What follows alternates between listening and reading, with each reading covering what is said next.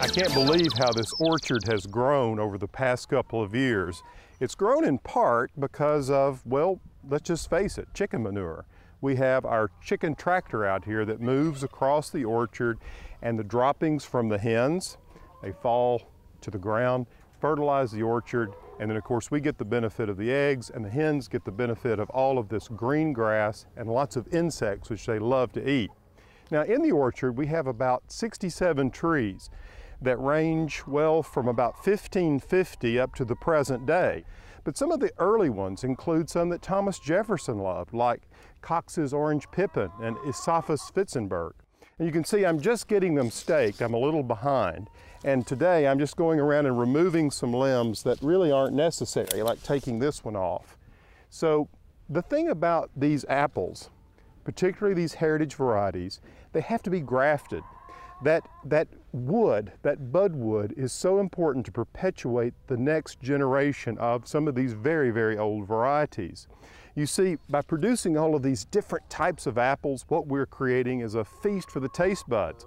Now I have a friend who's interested in grafting, and he's creating beautiful ornamental trees that are a feast for the eyes. I'll let Larry Morphew tell you more.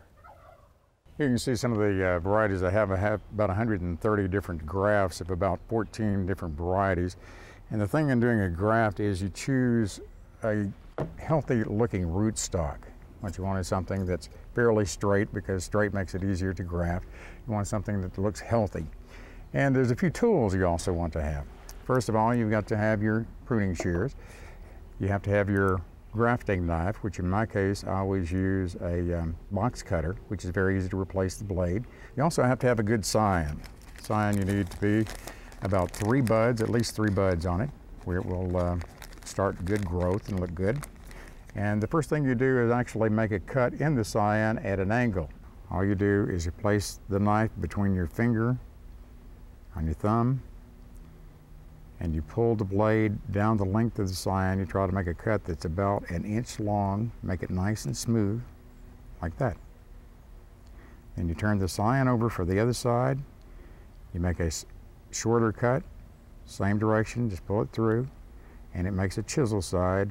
So what you want is a good smooth cut with a lot of cambium showing. We'll take the rootstock, which is just a seedling, green seedling, Japanese maple. We'll make a 17-degree cut along the side, which is called a side veneer.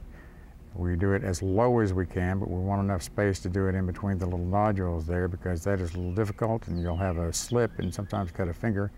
Want a 17-degree cut. Try not to go more than 1/3 of the way through the tree. And you will take a little notch out right there, like that. Now, something I do that has probably been done numerous times, I call it a dot method. And you take a marker, you find where the woody part actually starts, so you know where exactly you're matching, make a little mark on your scion. You also take it and you'll make a mark on your rootstock. So when you slide that down in there, you will match the 2 dots, and the cambium should be totally matched, and the woody part matched as well.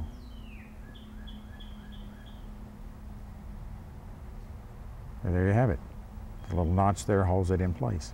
One of the things that you can use in grafting is grafting bands, but I found that a wide rubber band will work just as well. I'll take that in clipping, and you will band this to hold it together very snugly. You've already matched your dots on there. And what you do with your rubber band is you overlap it, and you want to work your way from below the actual cut all the way up to just above the cut, and then you will work your way back down just a little. Once you're above the cut, make your crossover, back around, come down a little bit more.